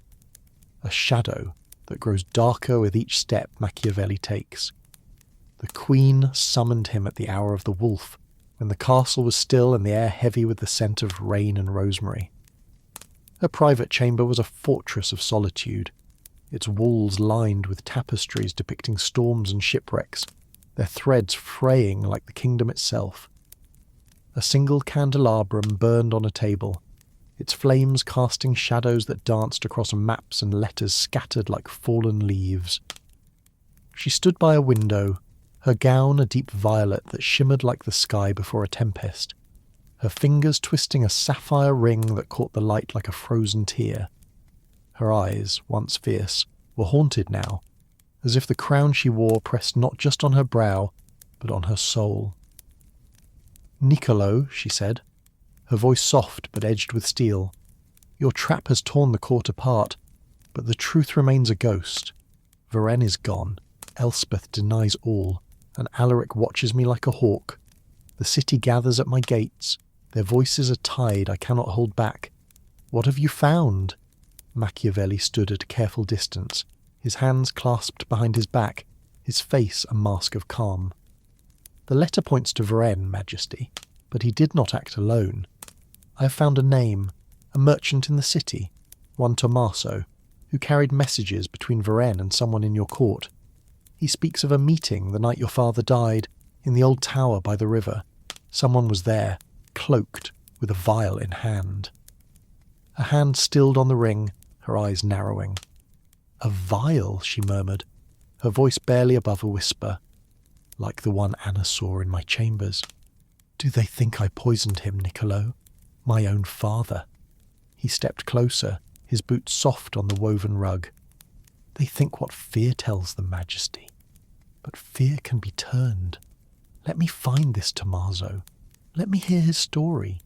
If he names Elspeth or Alaric, we will have our traitor." Her laughter was sharp, like glass breaking in the dark. "And if he named me Niccolo, will you stand by me then?" He met her gaze, his voice steady as stone. "I stand by the truth, Majesty. If it names you, I will give you the chance to shape it. A queen does not fall to whispers." She turned from the window, her gown rustling like leaves in a storm. "Then find this merchant, signore, but be swift. The city's anger grows and my throne trembles. Step softly into this moment, listener, where the air is heavy with the scent of rain and secrets. Would you chase a truth that could break a kingdom, or let it slip into the shadows?" The queen felt the weight of her crown, its gold a chain around her heart, and Machiavelli felt it too, his mind racing to outrun the storm he had helped unleash. Machiavelli ventured into the city at dusk, his cloak blending with the crowds that gathered in the squares.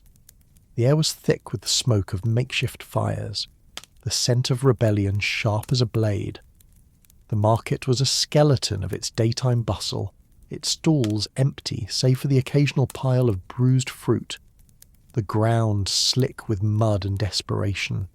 He found Tommaso in a tavern by the river, a squat man with a face weathered by years of trade and secrets. The air inside was sour with ale and sweat, the table scarred by knives and time. Tommaso's hands shook as he poured wine, his eyes darting to the door. "Signore," he said, his voice low, "I know why you're here. The letter, the seal. I carried messages, yes, but I swear I knew nothing of their meaning." Machiavelli leaned forward, his voice soft but unyielding. "You carried a message to the old tower, Tommaso, the night the king died. Who was there? Who held the vial?" Tommaso's face paled, his fingers tightening on his tankard. "A woman, signore, cloaked in black, her face hidden. She met Varenne and they spoke of a debt. She gave him a vial, green, small. I saw it, but I swear I said nothing until now." Machiavelli's mind seized the words, turning them over like a coin. "A woman," he said, his tone calm but his eyes sharp. "Did she speak? Did you know her voice?" Tommaso shook his head, his voice trembling. "She spoke low, signore, like she feared the wind would carry her words. But she was no servant. Her hands were soft, her cloak fine. I thought she might be from the court." Machiavelli left the tavern with a new thread to pull, his heart steady but his mind a storm. A woman, cloaked, with a vial. Not the queen, he was certain. Her tears in the chapel, her fear, were too raw to be a lie. But Elspeth, or another, yet unseen. He needed more, and the old tower held the answers. The tower stood at the city's edge, its stones crumbling into the river, the air heavy with the scent of moss and decay. Machiavelli climbed its spiral stair at midnight, the torch in his hand casting shadows that seemed to whisper of the night the king died. The topmost chamber was bare, save for a broken chair and a window that framed the city's fires like stars fallen to earth. He searched the floor, his fingers brushing cold stone until he found it. A scrap of cloth, black silk caught in a crack. It smelled faintly of rosewater, a scent he knew from Lady Elspeth's chambers. He returned to the Queen at dawn, finding her in the great hall, where the air was thick with the scent of wax and polished wood. She sat on her throne, her gown a deep scarlet that pulsed with her heartbeat, her eyes searching his face. "You found something," she said, not a question. He produced the cloth, laying it on the table between them. "From the old tower, Majesty. Black silk, scented with rosewater. It points to Elspeth, but not alone. Varenne met her there, and the vial was theirs." Her fingers brushed the cloth, her face unreadable. "Elspeth," she murmured, "and Varenne. But why my father? What debt did they pay?" Machiavelli's voice was steady, but his words were a blade. "Your father promised Varenne influence, perhaps a marriage to secure an alliance. When he died, that promise was broken. Elspeth, ambitious and cunning, saw a chance to claim power through you, or over you." The Queen's eyes flashed, a storm breaking in their depths. "Then call them, Niccolo. Summon Elspeth and Alaric to the hall tonight. Let the truth be their judge." The evening council was a storm unleashed. The chamber was the same, its air heavy with the scent of fear and wax, but the nobles' faces were raw, their masks stripped away. Elspeth stood defiant, her silver gown gleaming like a blade, her eyes cold. Alaric was silent, his hands clasped tightly, his gaze fixed on the Queen. The city's roar was louder now, its fires visible through the windows, the air thick with the smoke of rebellion. The Queen rose, the letter in her hand, her voice ringing clear. "This cloth was found in the old tower, where a vial was exchanged the night my father died. It smells of rosewater, Lady Elspeth. What do you say?" Elspeth's smile was a shard of glass. "A cloth proves nothing, Majesty. You accuse me with shadows, while the city burns at your feet." Alaric's voice cut through, low but sharp. "Enough, Elspeth. If there is truth in this, let it be spoken.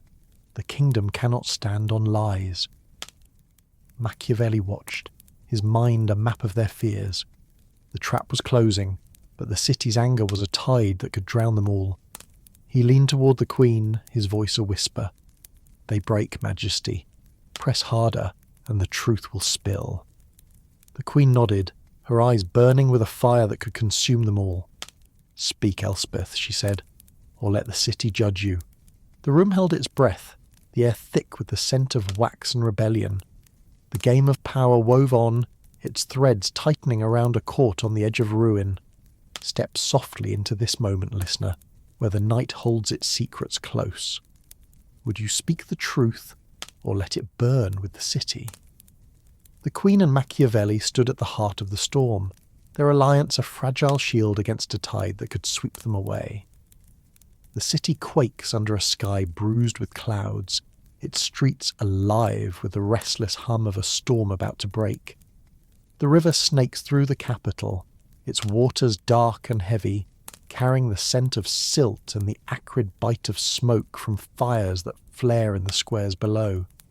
Cobblestones, wet with the first drops of rain, gleam under the flicker of lanterns, their light barely holding back the shadows that pool in alleys, where voices rise in defiance. The air is thick with the musk of damp straw and the faint sweetness of spilled wine, a reminder of a city stretched to its limits by hunger and rage. The castle looms above, its towers sharp against the roiling sky, their stones soaked with secrets that cling like moss to ancient walls. Breathe deeply, listener, and let this world cradle you in its shadowy embrace. Can you hear the distant shout of a crowd? The crackle of a fire defying the rain? The castle's halls are hushed now, the torchlight dim, casting pools of gold that falter against the darkness. Tapestries hang heavy, their woven battles fraying under the weight of time, their faded kings watching with silent judgment. The scent of wax and iron lingers, a ghost of blades drawn in secret and candles burned to stubs in pursuit of truth. Niccolo Machiavelli moves through these corridors, his cloak a whisper against the stone, his mind a web of strategy and suspicion. The Queen, radiant yet fractured, clings to her throne with a grip that betrays her fear, her eyes searching for the betrayal that draws ever closer. Their alliance, a flame flickering in a gale, holds against the chaos that threatens to consume them. The letter with Count Varennes' seal, its words of a debt and a crown, has shattered the court's fragile unity, and the cloth from the old tower, black silk scented with rosewater, points to Lady Elspeth as a conspirator. The council meeting where the Queen accused Elspeth has left the nobles reeling, their voices a storm of denial and fear. Lord Roderick's rage masks a growing desperation. Elspeth's defiance is a blade thinly veiled, and Alaric, the Queen's cousin, watches with a silence that cuts deeper than any accusation. The city beyond the castle walls is a tinderbox, its people's fires burning brighter, their cries for bread and justice shaking the very stones of the kingdom. The truth of the late king's death, a green vial, a cloaked figure, a debt unpaid, looms like a spectre, its shadow tightening around Machiavelli and the Queen. The Queen summoned him as the rain began to fall, her message delivered by a guard whose eyes darted nervously, as if the walls themselves could hear. Her private chamber was a sanctuary of shadow, its air heavy with the scent of lavender and parchment, the fire casting flickers of light across walls hung with tapestries of forgotten victories. She stood by a table, her gown a deep sapphire that shimmered like the river under moonlight, her fingers clutching the black silk cloth from the tower. Her eyes, once fierce, were clouded with a storm of doubt and resolve, as if the crown she wore had become a chain she could not break. "Niccolo," she said, her voice low, almost drowned by the rain's soft drum against the windows. "Your trap has caught Elspeth, but the net is too wide. The court fractures and the city burns. I accused her, and she denied it, but her eyes betrayed her. What more do you know?" Machiavelli stood at a careful distance, his hands clasped behind his back, his face a mask of calm. The merchant Tommaso spoke of a woman in the tower, Majesty, cloaked in black, with a vial. The cloth confirms it was Elspeth, but she did not act alone. Varennes' seal binds them, and the debt they paid was for a crown, yours or another's.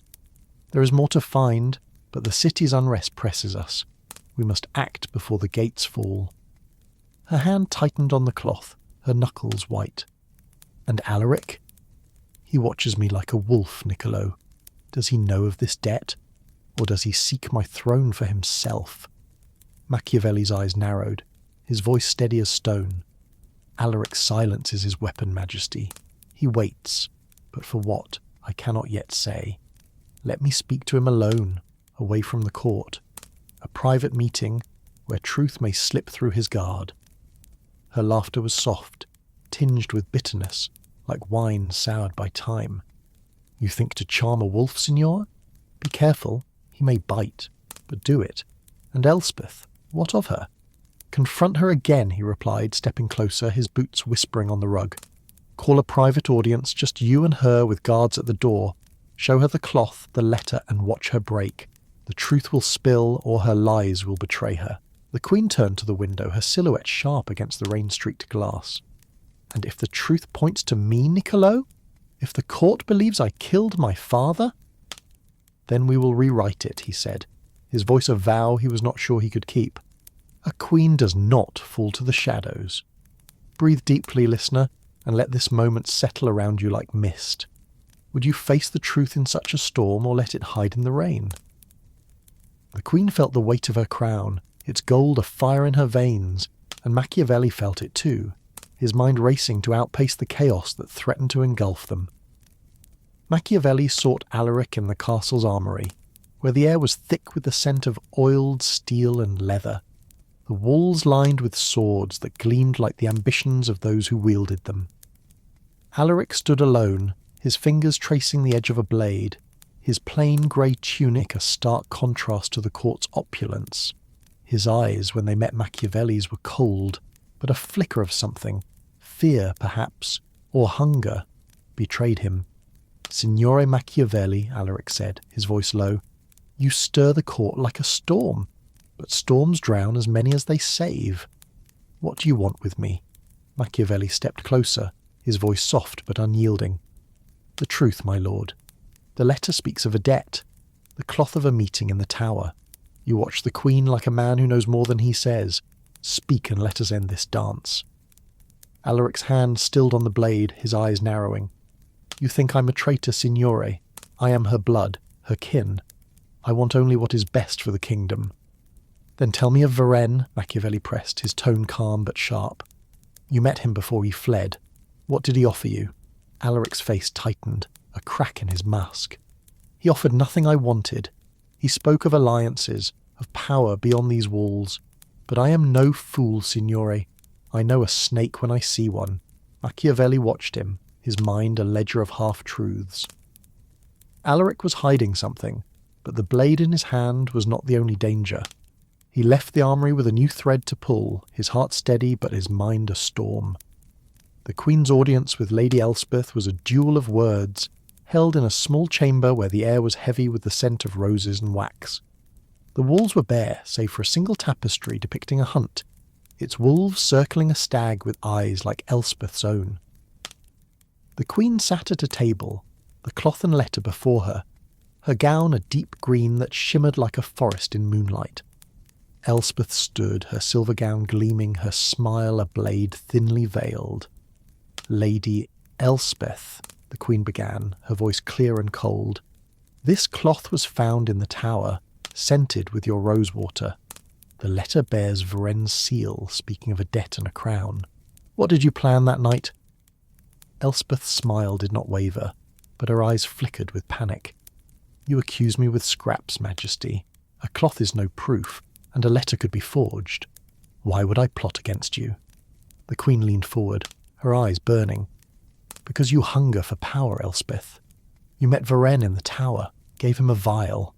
My father died that night. Speak, or the court will judge you." Elspeth's composure cracked, her voice sharp. "You dare accuse me? I served your father and I serve you. The vial was not poison. It was a tonic, meant to ease his pain. Varenne promised aid, but he betrayed us both." The Queen's hand slammed on the table, the sound echoing like thunder. "A tonic? Or a poison to secure a debt? Speak the truth, Elspeth, or I will have it from your blood." Elspeth's eyes widened, her hands trembling. "I swear, Majesty, I did not kill him. The vial was Varenne's price, but I did not know its purpose. He spoke of a debt to his house, a promise your father broke." Machiavelli, standing in the shadows, watched the exchange, his mind racing.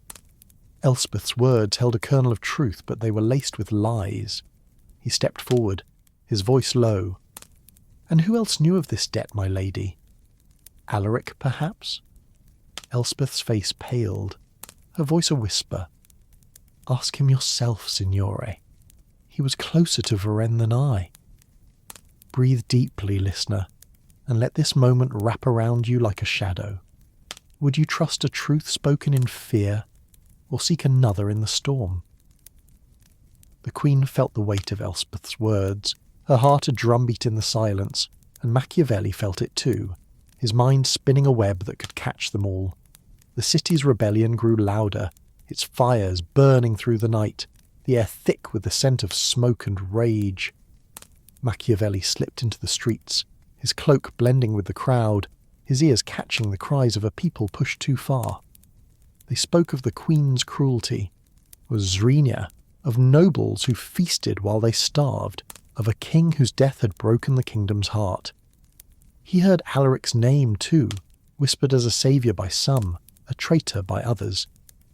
He returned to the castle at midnight, finding the Queen in the garden, where the air was heavy with the scent of jasmine and earth. She stood beneath the willow, her gown a pale silver that shimmered like moonlight, her eyes searching his face. "Elspeth accuses Alaric," she said, her voice soft but sharp. "Is he my enemy, Niccolo?" Machiavelli's voice was steady, but his words were a blade. He is your blood, Majesty, but blood can betray.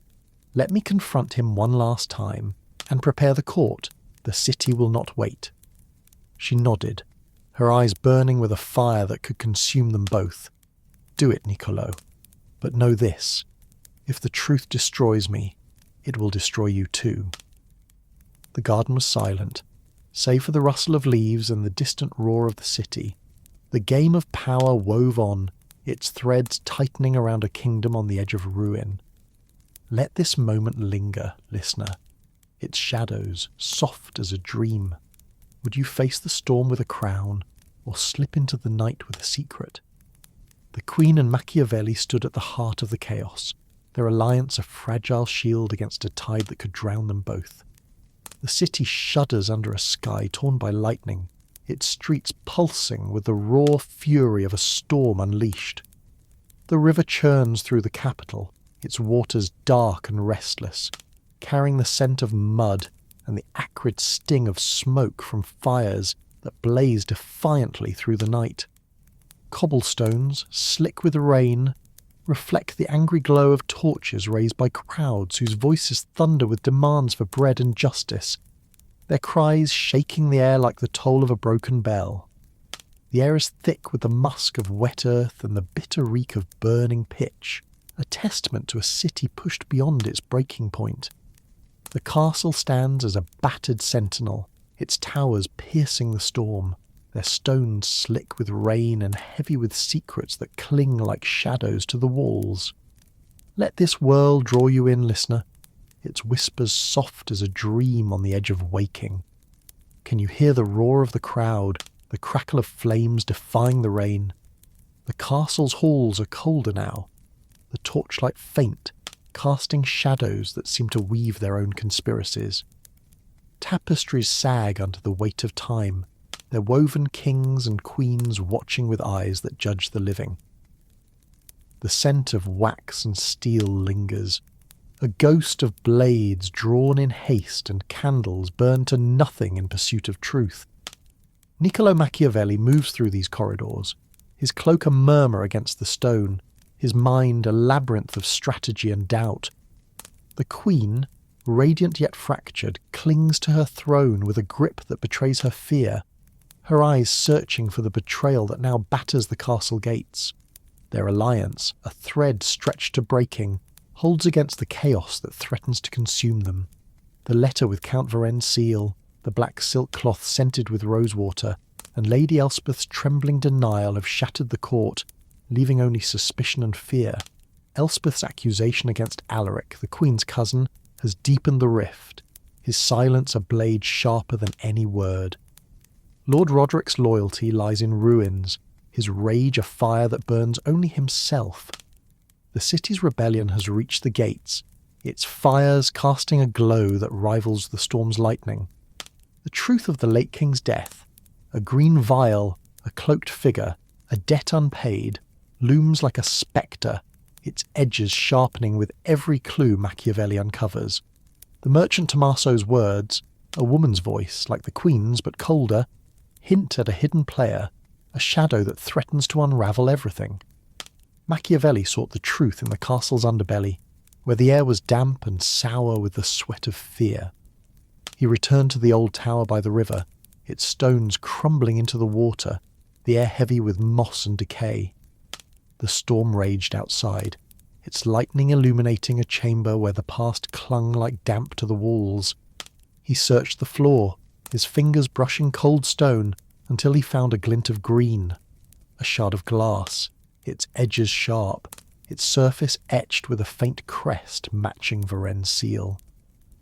The vial, shattered but undeniable, was the key he had sought. He tucked it into his cloak, his heart steady but his mind a storm. The truth was close, but it was a blade that could cut them all. He found the Queen in the great hall at dawn as the storm's fury softened to a drizzle, the air thick with the scent of wet stone and smoke. She sat on her throne, her gown a deep crimson that pulsed like a wound, her face a mask of resolve cracked by exhaustion. The gates trembled under the crowd's assault, their roars echoing through the hall. She held the black silk cloth, her fingers tracing its edges, her eyes searching his face. "Niccolo," she said, her voice low, "the city breaks and the court is ash. What have you found?" He produced the shard, its green surface catching the light like a venomous eye. "The vial, Majesty, from the tower. It bears Varenne's seal. Elspeth met him there, but another was with them. A woman, her voice cold. Not you, but someone close."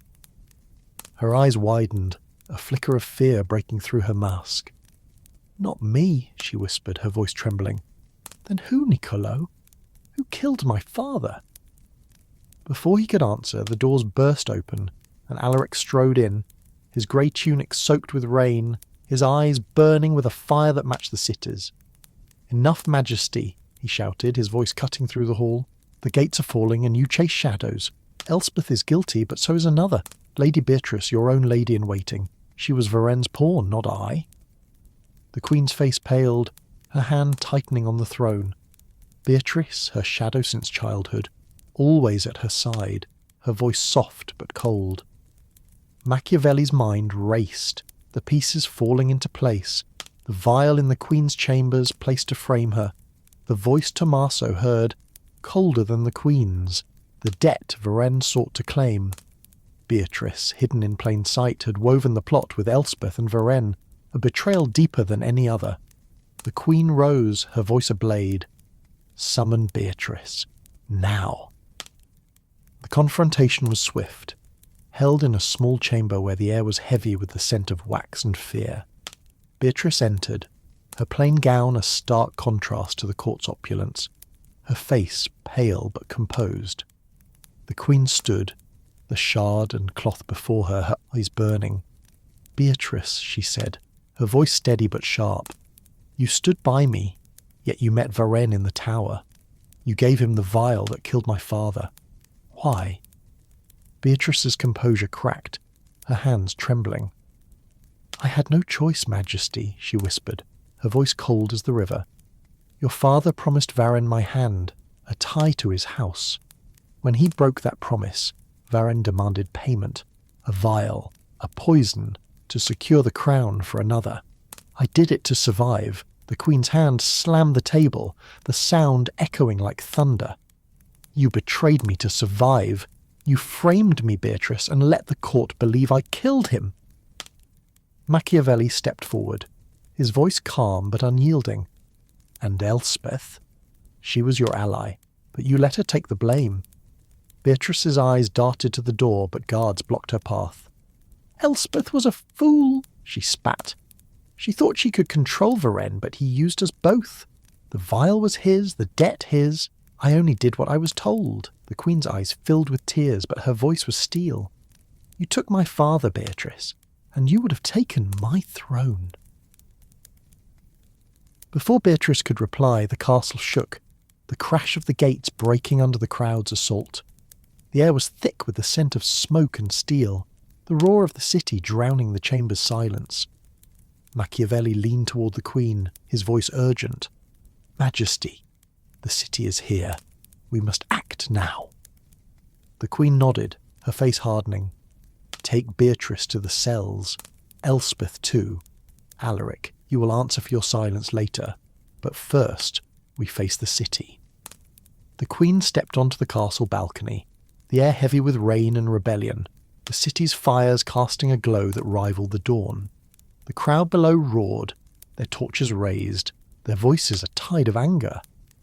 Machiavelli stood at her side, his cloak soaked, his mind racing. The Queen raised her hands, her voice ringing clear over the storm. "My people," she called, "you hunger, and I have failed you. But the truth is here. My father was taken not by me, but by those who sought my throne. They are caught, and they will answer. I swear to you. Bread, justice, a kingdom that hears you." The crowd's roar softened, some voices faltering, others rising in hope. Machiavelli watched, his heart steady but his mind awed. She was no longer a queen of fear, but one of fire, her words a bridge over the chasm of rebellion. The gates held, the crowd dispersed, their fires dimming under the rain. That night the Queen and Machiavelli stood in the chapel, the air cool with frankincense and wax. Beatrice and Elspeth were in chains, Varen's fate unknown, but his influence broken. Alaric, chastened, swore loyalty, his silence a lesson learned. The Queen looked at Machiavelli, her eyes soft but fierce. "You saved me, Niccolo, but the truth nearly broke us." He bowed, his voice soft. "The truth is a blade, Majesty, but you wielded it well." She smiled, a rare warmth breaking through her mask. "Stay, Niccolo. This court needs your mind." He shook his head, his eyes distant. "A shadow serves best in the dark, Majesty. Florence calls me home." The chapel was silent, the candles flickering like stars. The kingdom was hers, its wounds deep but healing, its future uncertain but hers to shape. Let this world fade, listener, its shadow soft as a final breath. Would you linger in a court of deceit, or slip into the night with a truth hard won? The Queen stood alone, her crown lighter now, and Machiavelli vanished into the rain, his footsteps a whisper in a world reborn. That's our tale tonight, listeners. Share your thoughts, your city, your time zone. Are you in Paris as the evening lights glow, Dubai under the silent desert stars, Toronto at dawn's first chill, or Bangkok in the humid midnight air? Like this episode, subscribe if you love these shadows. Keep your lanterns lit. Rest well until next time.